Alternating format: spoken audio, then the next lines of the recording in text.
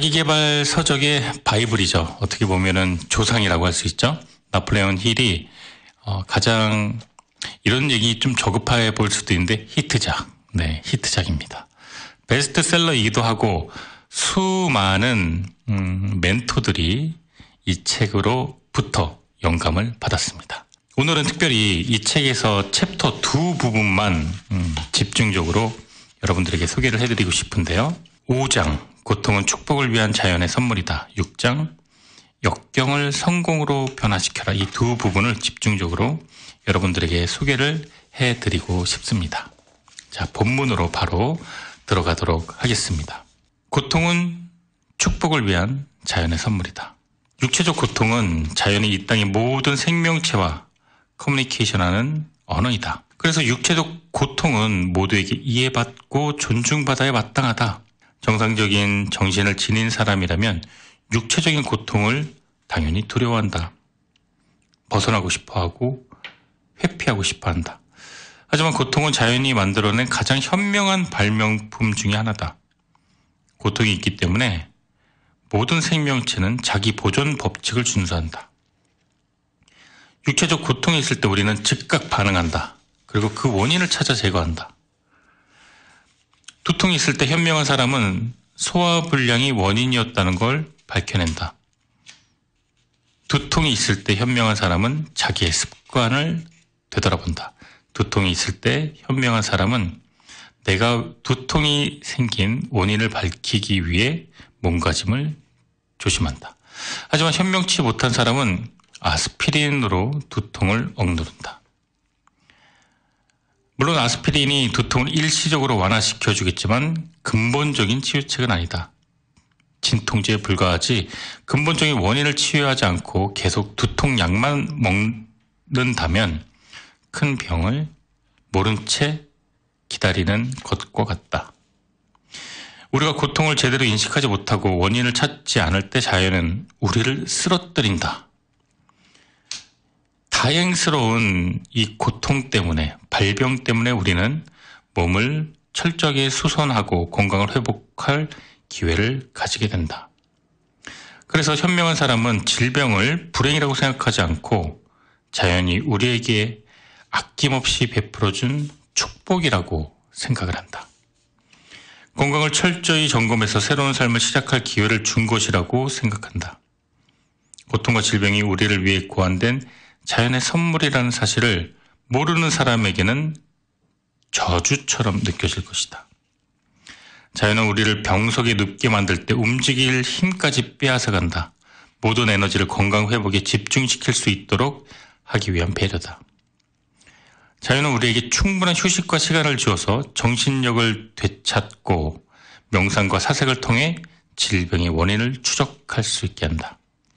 이런 시간을 통해 고통의 목소리에 귀를 기울였다면 피할 수 있을 때 과실들의 질병의 원인이 있다는 사실을 깨닫게 된다. 이런 점에서 육체의 질병은 축복이다. 따라서 병든 친구들에게 카드를 보내고 싶다면 연민의 카드 대신 축하 카드를 보내야 된다. 다음과 같은 내용은 어떨까? 휴식이란 축복의 시간을 가질 수 있게 된 것을 축하하네. 게다가 자네에게 진정으로 필요한 것이 무엇인지 잘 알고 있는 가장 위대한 의사, 시간이란 의사가 자네 곁을 지켜주고 있지 않은가? 이 기회에 건강 회복에 집중하길 바라네. 이렇게 긍정적인 자세로 육체 질병에 대처하면서 정신 자세가 질병의 원인을 어떻게 제거하는가 면밀히 관철해 보라.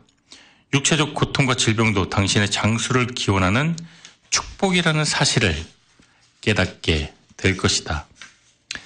고통이란 보편 언어와 더불어서 자연은 고통을 견뎌낼 수 있는 수단까지 우리에게 주었다.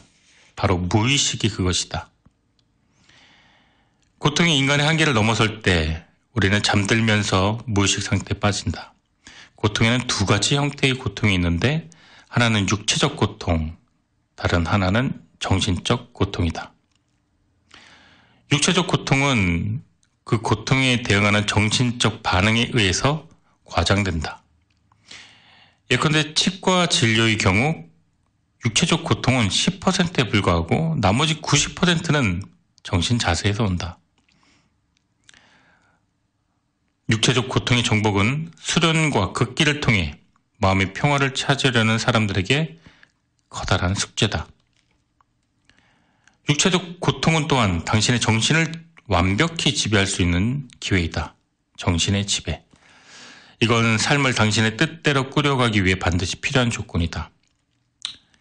당신이 식욕을 다스릴 수 있다면, 달리 말해서 위장의 욕구를 통제할 수 있다면 그런 사람은 육체적 고통도 통제할 수 있다.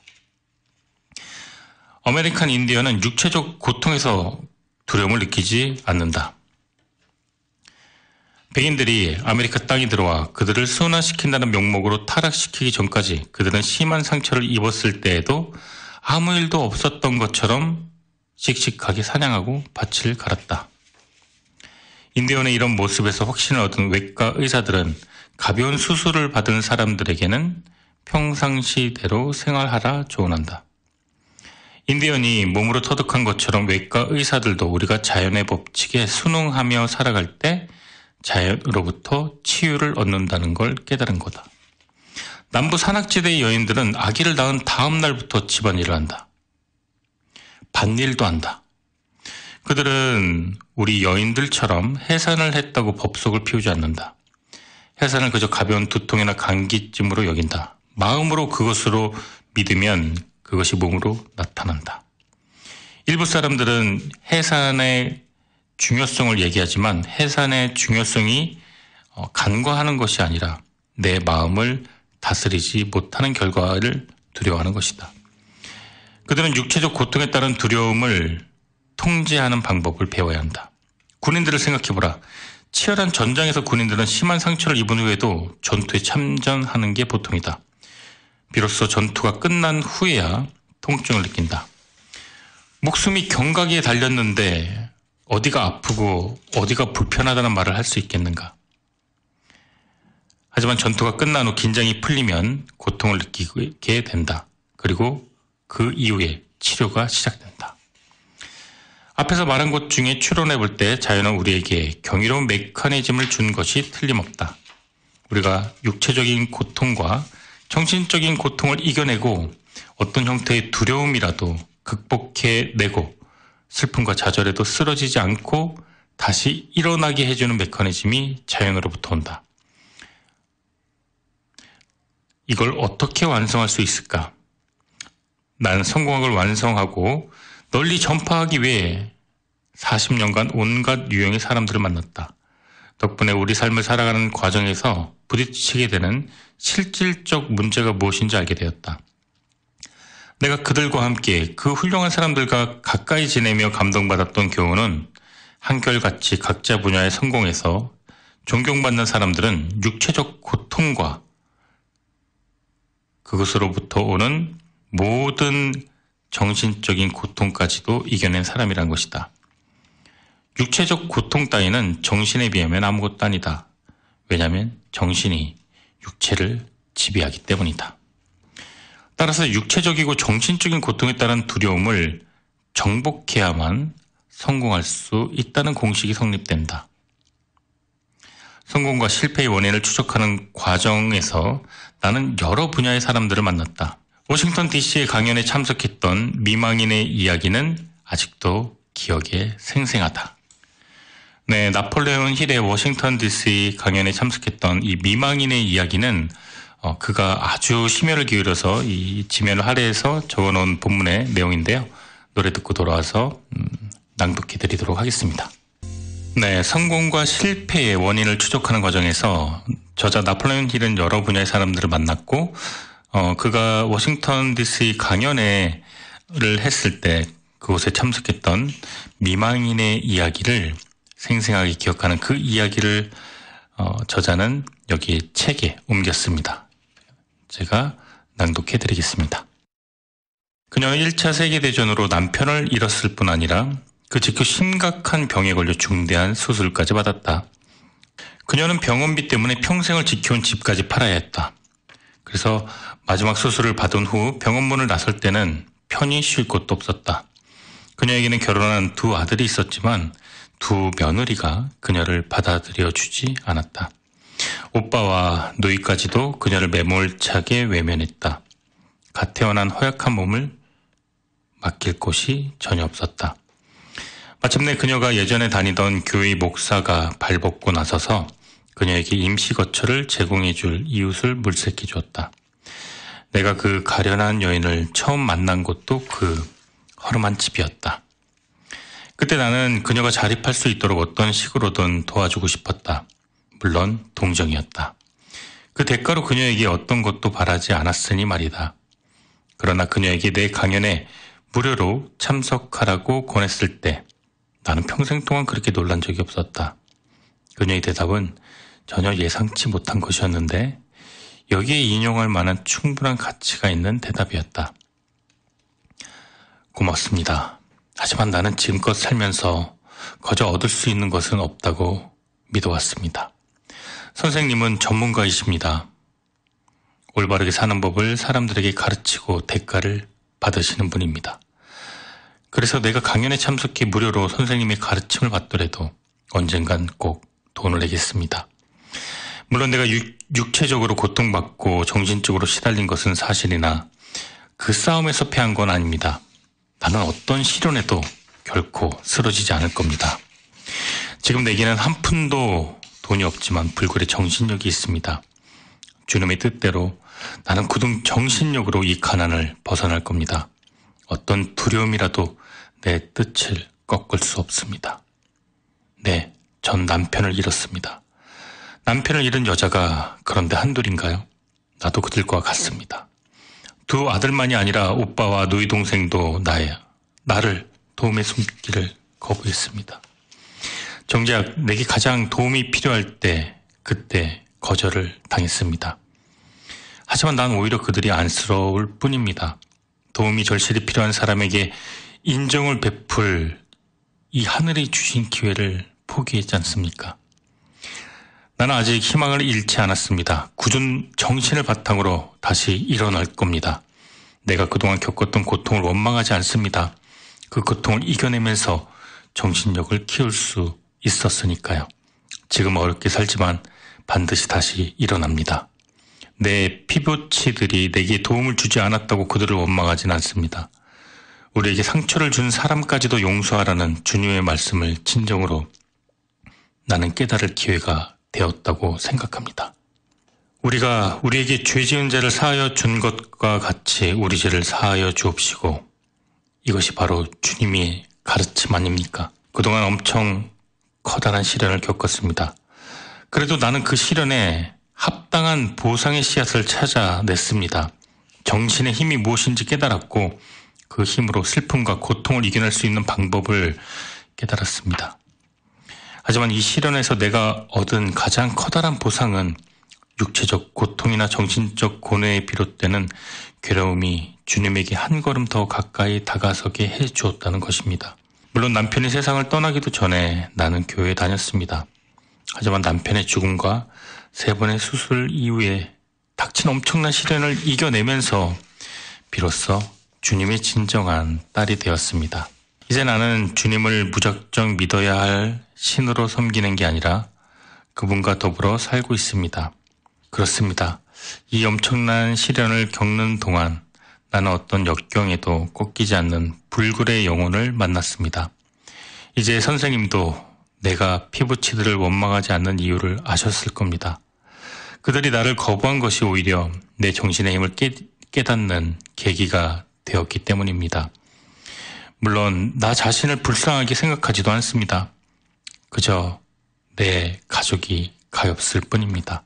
그들에게 도움을 청할 권리가 있는 사람에게 인정을 베풀 때 얻을 수 있는 커다란 기쁨과 희열을 그들 자신이 포기하고 말았으니까요.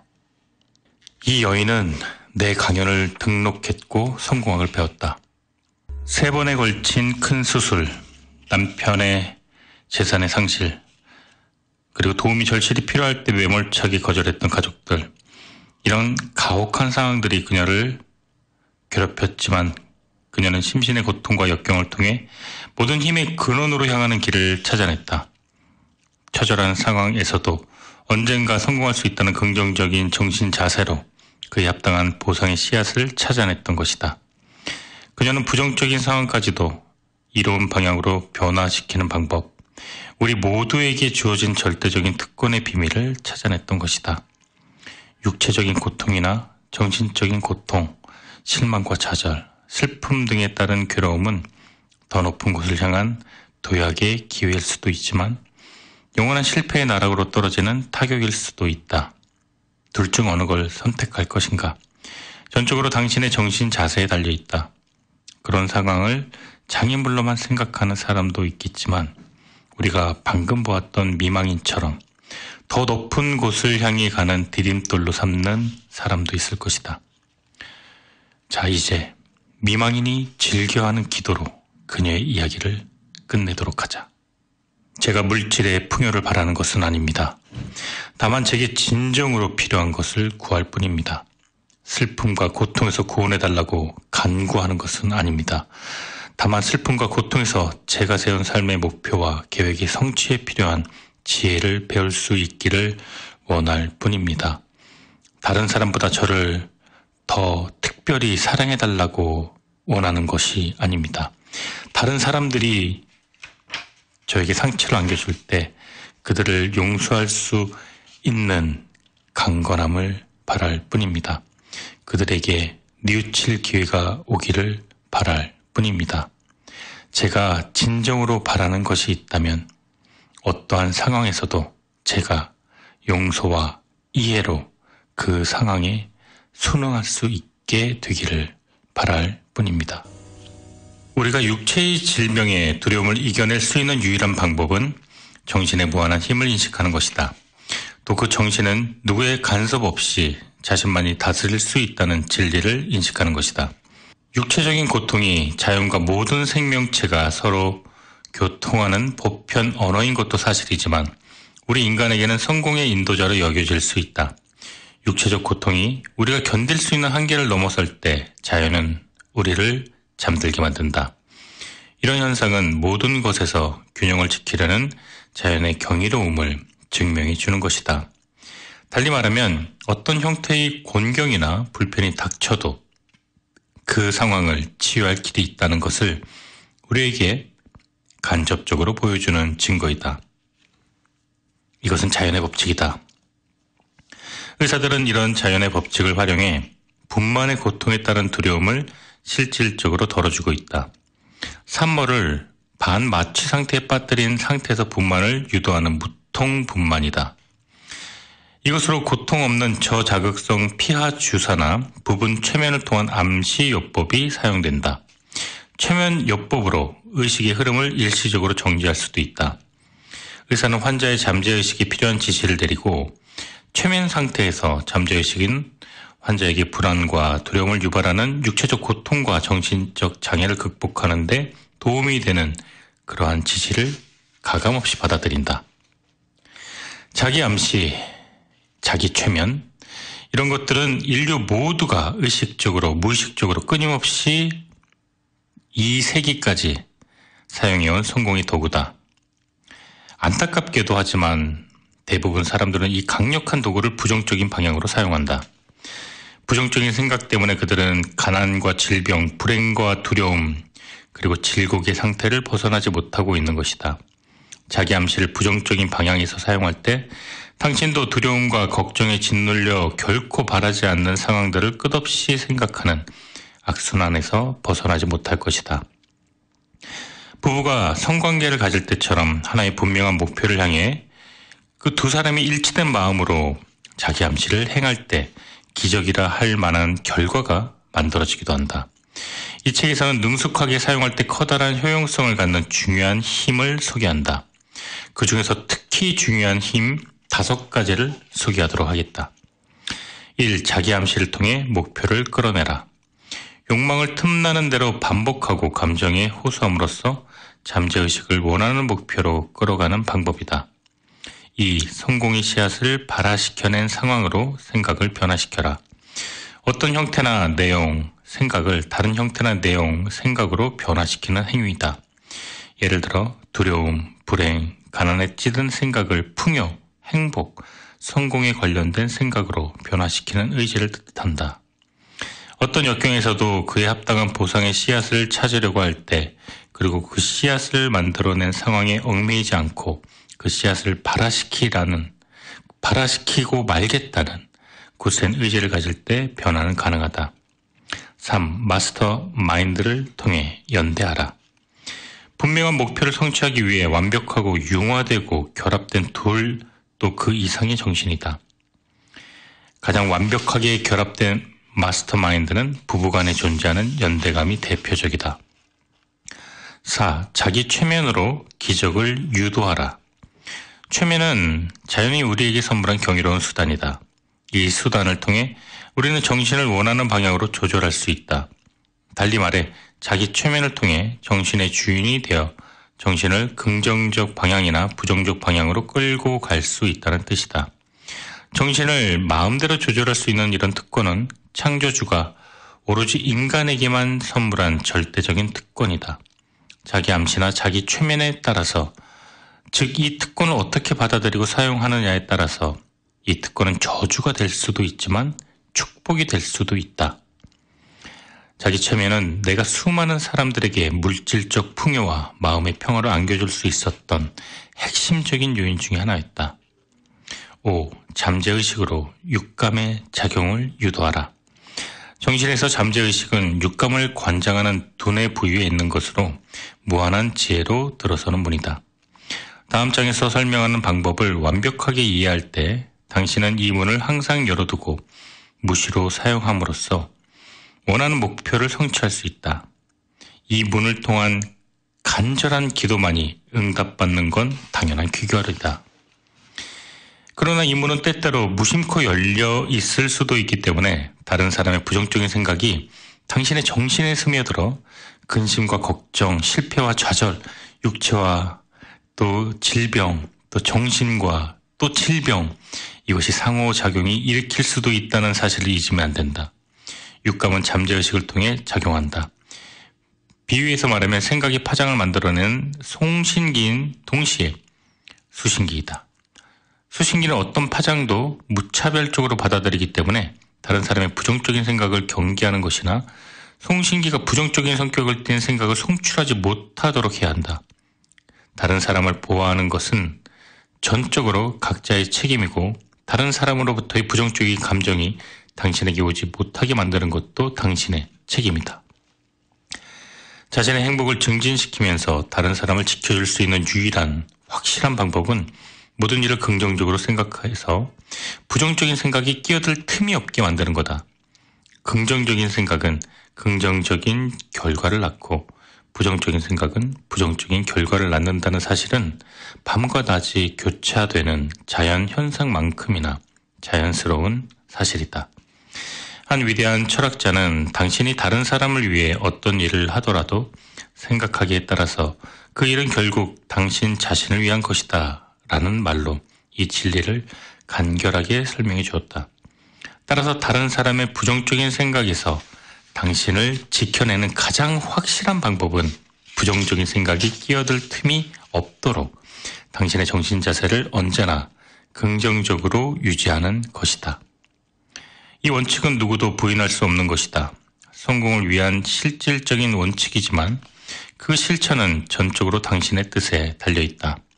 다른 사람의 부정적인 생각은 육감을 통해서도 당신에게 스며들 수 있다. 그러나 이런 부정적인 생각도 자기 암시를 통해 긍정적인 생각으로 변화시켜 당신이 꿈꾸는 목표나 상황에 유리한 방향으로 끌어갈 수 있다. 소위 변형의 효과로 당신의 정신을 완벽하게 다스릴 수 있을 때 가능한 일이다. 자기 암시와 자기 체면이란 단어가 낯설고 이해하기 힘든 개념이라고 이 둘을 경원할 필요는 없다. 당신은 의식하지 못하고 있겠지만 당신도 자기 암시와 최면을 끊임없이 사용하고 있기 때문이다. 따라서 이 둘을 무턱대고 혹은 파괴적인 방법으로 사용하기보다는 차라리 이 둘을 솔직하게 인정하고 받아들여 건설적인 목적의 성취를 위해 의식적으로 사용하는 편이 나을 것이다. 이 원리를 모르기 때문에 수많은 사람이 실패와 좌절을 경험하면서 세상을 원망하고 있다. 하지만 이 원리를 올바로 이해해서 명확한 목표에 적용하면 성공과 승리가 보장된다는 사실을 잊어서는 안 될 것이다. 역경을 성공으로 변화시켜라. 악전고투, 이런 힘겨운 투쟁을 통해 우리를 성장 발전시키고 더욱 강하게 단련하기 위해 자연이 만들어낸 장치가 바로 역경이다. 역경은 시련이기도 하지만 원인을 찾아 해결할 기회가 주어진 것에 감사해야 할 보람 있는 경험이다. 인생은 태어나서 죽을 때까지 다양한 형태로 찾아오는 투쟁을 받아들여야 한다. 무지를 벗어나기 위해 배워야 하고, 그리고 그 배움에는 끝이 없다. 배움은 영원한 투쟁이다. 물질적 풍요는 거저 주어지지 않는다. 투쟁의 보상이다. 안타깝게도 많은 사람들이 필요 이상의 재물을 탐내면서 지나치게 일하고 고민하기 때문에 한참 활동할 나이에 죽어가고 있다. 건강한 육체를 유지하기 위해 건강을 해치는 수많은 요인들과 끝없이 투쟁해야 한다. 먹을 것과 쉴 곳을 얻기 위해 투쟁하고, 생계를 꾸려나가기 위해 투쟁하고, 일거리를 찾기 위해 투쟁한다. 직장에서 인정받기 위해 투쟁하고, 안전하게 기업을 이끌어가기 위해 투쟁한다. 지금 당신이 처한 입장을 하지만 곰곰이 생각해보라. 하루라도 투쟁하지 않고 지나가는 날이 있던가? 이처럼 우리는 살아남기 위해 무엇인가와 끊임없이 씨름한다. 투쟁은 피할 수 없는 것이다. 그렇다고 분명히 보람 있는 목표의 성취를 위해 투쟁하는 편이 훨씬 낫지 않겠는가? 뚜렷한 목표가 있을 때 판단력이 냉철해지고 열정이 샘솟고 신념과 의지가 굳건해진다. 분명한 목표가 있을 때 낡은 생각과 습관을 떨쳐내고 새로운 발상을 떠올리는 상상력을 개발해서 당신이 이 땅에 태어난 소명을 성취할 수 있다. 투쟁의 의욕을 상실할 때 우리는 자기 만족에 빠지고 나태해진다. 투쟁은 우리에게 이 땅에 태어난 소명을 성취하겠다는 의욕을 북돋아준다. 이런 의욕이 있을 때에야 우리는 인류의 보편 목표로 할 수 있는 것에 조그만 기여를 하게 된다. 육체의 힘과 정신의 힘은 투쟁의 결실이다. 에머스는 무엇인가를 하라, 그래야 힘이 생긴다라고 말했다. 자연은 투쟁을 겁내지 말고 맞서 싸워 이겨내라고 외친다. 당신이 원하는 모든 것을 쟁취할 힘과 지혜를 얻게 될 것이라고 가르친다. 자연의 가르침은 간단하다. 강한 팔을 원한다면 아령으로 팔을 단련시켜라. 그럼 근육이 강철처럼 튼튼해진다. 강한 팔을 원치 않는다면 팔을 삼각권에 묶고 몇 개월 동안 사용하지 말아보라. 어떤 경우에도. 그렇다면 팔이 썩은 나뭇가지처럼 변할 테니까. 당신이 어떤 삶을 살고 있든 간에 쇠약함과 죽음의 원인은 게으름이다. 자연이 결코 용납하지 않는 것이 바로 게으름이다. 투쟁의 필연성과 변화의 법칙이 우주 모든 것을 끊임없이 변하게 만든다. 모든 것은 계속해서 움직인다. 자연의 좌우명은 계속해서 움직여라. 그렇지 않으면 소멸될 것이다. 이다. 이 원칙은 절대적인 것이다. 이 원칙은 타협이 없다. 예외가 없다. 계속해서 투쟁할 것인가, 도전할 것인가, 아니면 가만히 정체되어 썩은 나무처럼 말라 죽을 것인가. 자연은 우리에게 양자택일을 강요한다. 이 진리가 믿기지 않는다면 웬만큼 돈을 벌었다고 은퇴하겠다는 사람, 더 이상의 투쟁이 필요 없다는 생각에 포기한 사람, 그저 벌어놓은 재산을 지키고자만 하는 사람, 한 번에 일확천금을 벌고 그리고 완전히 일에 은퇴한 사람을 주변에서 찾아보라. 지금 어떻게 살고 있는지. 가장 강한 나무는 울창한 숲 속에 안전하게 서 있는 나무가 아니다. 툭 터진 평원에 외롭게 서서 비바람과 맹렬하게 맞서 싸우는 나무이다. 내 할아버지는 진마차를 만드는 사람이었다. 옥수수밭을 만들려 땅을 개가눌 때마다 할아버지는 떡갈나무 몇 그루를 군데군데 남겨두었다. 그 떡갈나무들은 모진 비바람에 견디면서 쇠처럼 단단해졌다. 할아버지는 그 나무들을 베어내 진마차 바퀴로 만들었다. 활처럼 굽어질지언정 결코 부러지지 않는 훌륭한 제목이었다. 할아버지는 숲에서 편안하게 자란 나무들로는 그처럼 훌륭한 제목을 만들 수 없다는 간단한 진리를 알고 있었던 것이다. 숲에서 자란 나무들은 비바람과 격렬한 투정을 겪지 않은 까닭에 강하지 못해 쉽게 부러진다. 어려움을 겪으면서 강하게 성장하지 못한 사람이 쉽게 좌절하는 것도 똑같은 이유다. 대부분의 사람은 가능한 한 어려운 상황을 피해가면서 편하게 살려고 한다. 하지만 이런 삶은 최소한의 저항에도 강물의 흐름이 바뀐다는 진리를 깨닫지 못한 증거이다. 대부분의 투쟁에는 고통이 따르기 마련이다. 그러나 자연은 그 고통을 어떤 형태로든 보상해준다. 달리 말하면 우리는 고통이란 실질적인 체험을 통해 어떤 역경이라도 이겨낼 힘과 지혜를 얻는다는 것이다. 성공 철학을 만들어 가는 동안 나는 놀라운 사실을 발견할 수 있었다. 어떤 분야에서나 성공한 지도자는 시련을 이겨내고 지도력을 쌓아갔다는 것이다. 실제 투쟁을 통해 철저하게 검증받지 않은 사람이 유사 이래 지금까지 인류에게 위기가 닥쳤을 때 지도자로 선택된 경우는 없었다. 선사시대부터 지금까지 문명의 역사를 살펴보면 문명은 끊임없는 투쟁의 산물이다라는 걸 깨닫는다.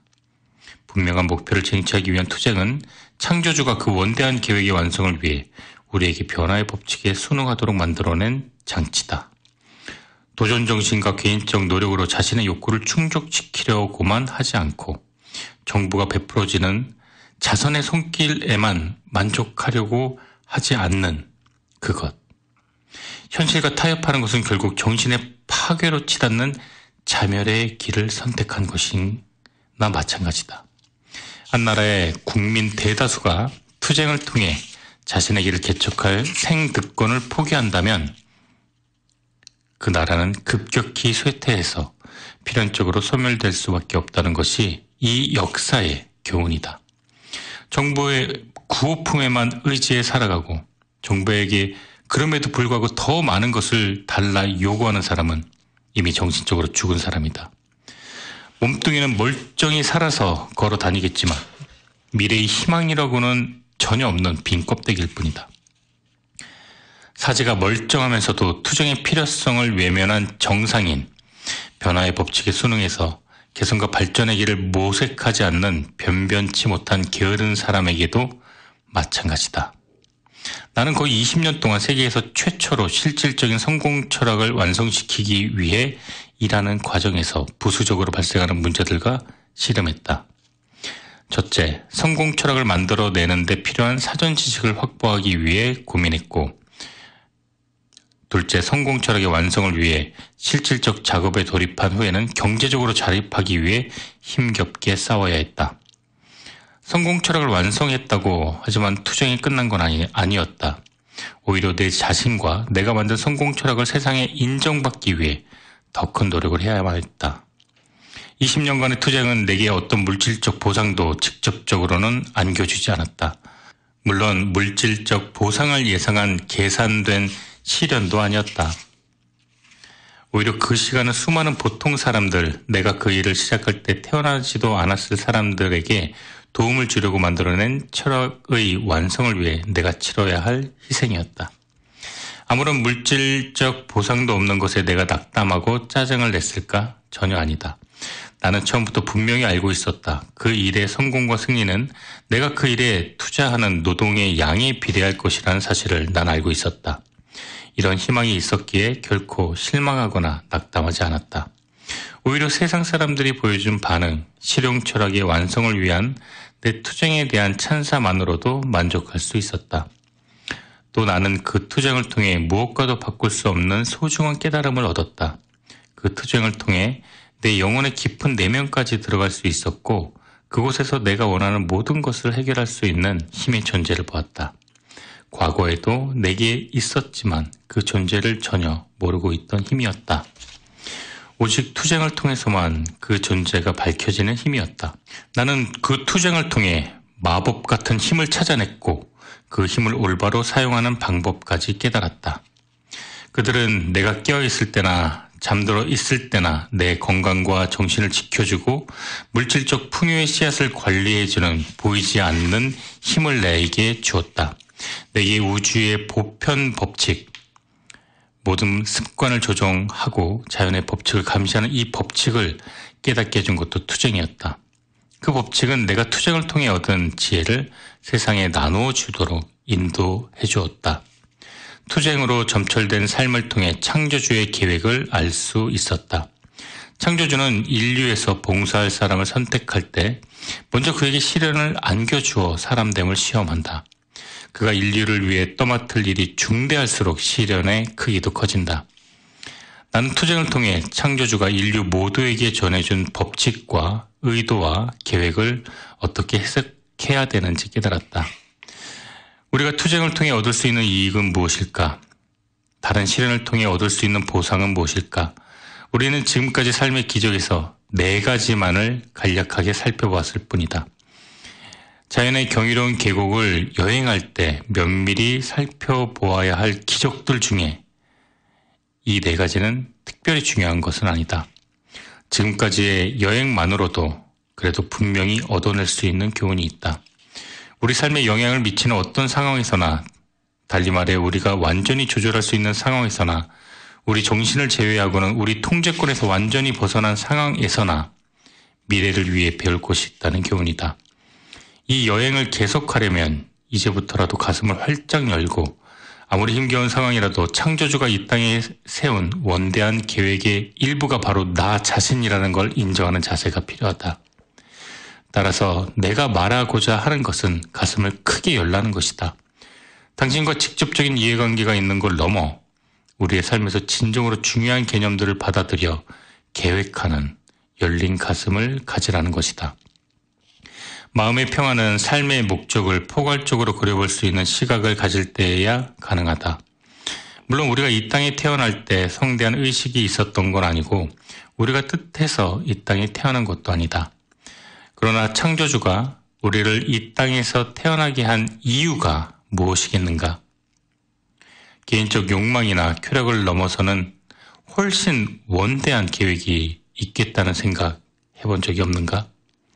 이처럼 삶의 원대한 목표를 인정하게 될 때 우리는 이 땅에서 겪어야 하는 시련과의 투쟁을 기꺼이 받아들이고 그 시련을 현재보다 더 멋지고 더 나은 삶을 만들어가기 위해 기회로 해석해야 될 것이다.